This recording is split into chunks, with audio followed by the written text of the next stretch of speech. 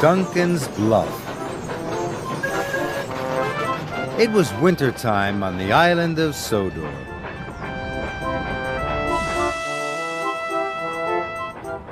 Duncan was busy puffing through the white mountains and the frosty forests. He was proud to be a narrow-gauge engine. Duncan was delivering coal to the villages.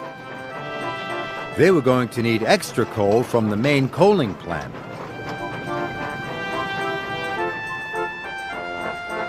So James and Thomas brought coal to the wharf. Duncan chuffed in to talk to James.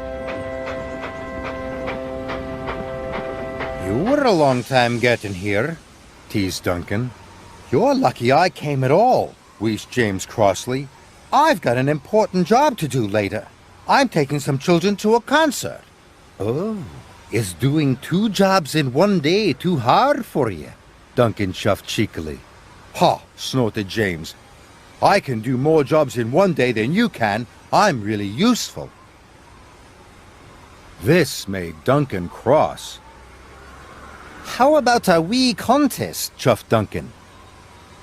I bet I can take more coal to the villages faster than you can deliver it. All right, puffed James. You're on. I'll show you who's fastest, chuffed Duncan. But Duncan was worried. James was big and strong. I hope I can be as fast as James, he puffed nervously. So Duncan delivered all his coal as fast as he could. Must be James, he puffed. But when Duncan arrived back at the wharf, James was waiting for him. I told you mainline engines were the fastest, teased James. Duncan looked at the long line of freight cars. There was plenty of coal for the villages there, but Duncan didn't want to lose.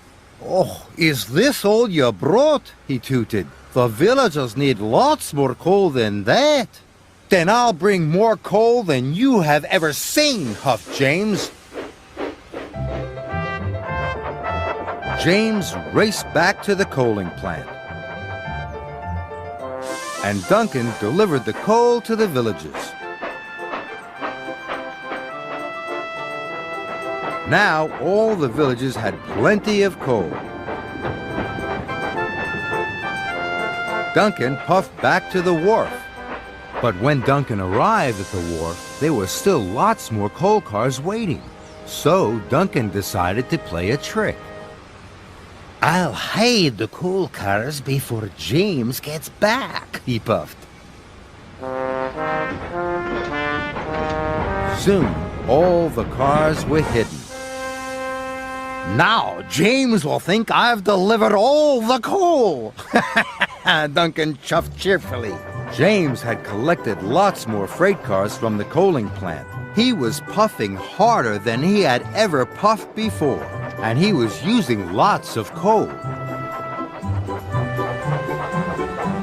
At last, James arrived at the wharf. There was Duncan. You still haven't brought enough coal, teased Duncan. I thought you were supposed to be really useful. I'll soon be back with so much coal, puffed James. It will take you all winter to deliver it. Oh, we'll see, puffed Duncan. James still had to take the children to the concert, but he had been puffing so hard he had used up all the coal in his tender, and soon he ground to a halt.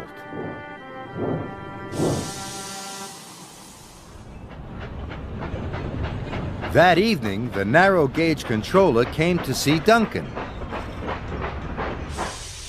James is stuck. He has run out of coal, he announced. Now he won't be able to take the children to the concert. Duncan felt terrible. He thought about all the coal cars he had hidden. He thought about James, and then he thought about the children.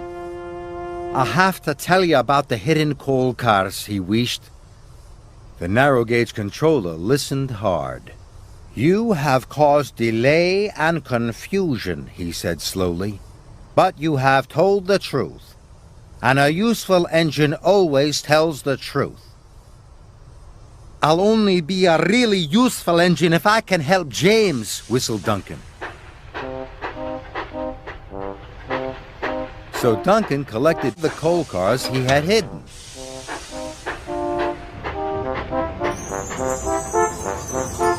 Snow started to fall. Duncan rattled along the icy tracks until at last Duncan found James.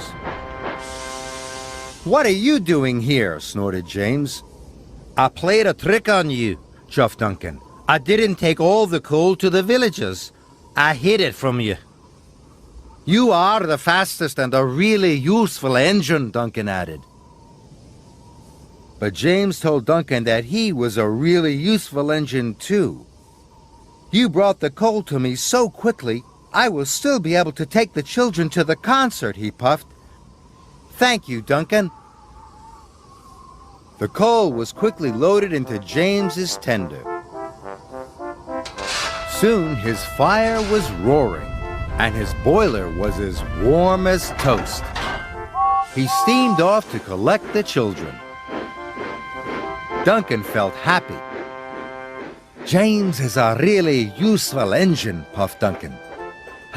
But then, so am I." And he chuffed happily away to deliver more coal to the snowy villages.